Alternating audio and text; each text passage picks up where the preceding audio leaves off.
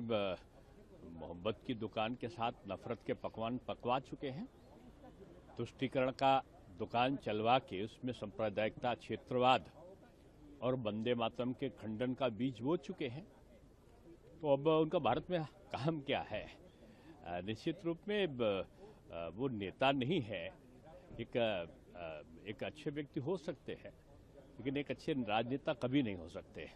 मुझको लगता है कि 95 जो पराजय है कांग्रेस की, उसको पूरा करने के बाद वो शतक हार का जल्दी पूरा करेंगे। अब उनको हर चुनाव के बाद एक विदेश यात्रा, 2 विदेश यात्राएं चाहिए। हर नया साल आने के पहले एक नया देश का सफर चाहिए।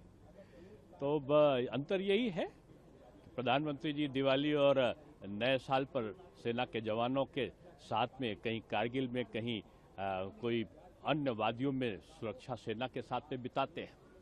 ये किसी न किसी अच्छे से होटल में, अच्छे से देश में जाकर अपना समय बिताते हैं। तो मैं समझता हूँ कि ऐसे लोगों के लिए राजनीति के लिए समय नहीं, बाकी सबके लिए समय है। राहुल गांधी लोकसभा में कल इलेक्टोरल रिफॉर्म पे बोल रहे थे। उन्होंने आरोप लगाया है कि इलेक्शन कमीशन का, मुझको लगता है इलेक्टोरल रिफॉर्म से ज्यादा कांग्रेस के रिफॉर्म की जरूरत है।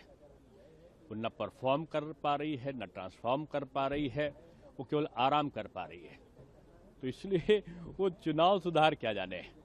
मुझे लगता है कांग्रेस सुधार की प्रक्रिया चलेगी एक दिन। उन्होंने क्वेश्चन किया कि सीईसी को एक तरह से इम्यूनिटी दी गई है 2023 में एक्ट चेंज करके। अब वो जिन जिन बातों को कहेंगे उसके पीछे तथ्य कभी नहीं हुआ करता।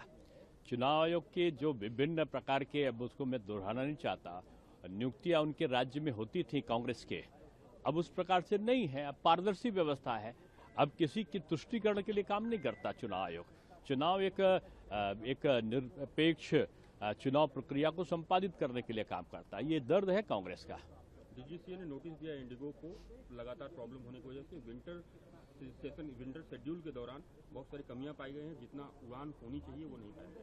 नहीं, देखिए, कड़ा कदम उठा रहा है मंत्रालय और डीजीसीए दोनों। ये एक अच्छी पहल है। थोड़े दिन की कठिनाई, लेकिन भविष्य की सुरक्षा ये ज़्यादा जरूरी है। और मैं समझता हूँ कि जो विमानन मंत्रालय है वो इस दिशा में काफ़ी तेजी से काम कर रहा है।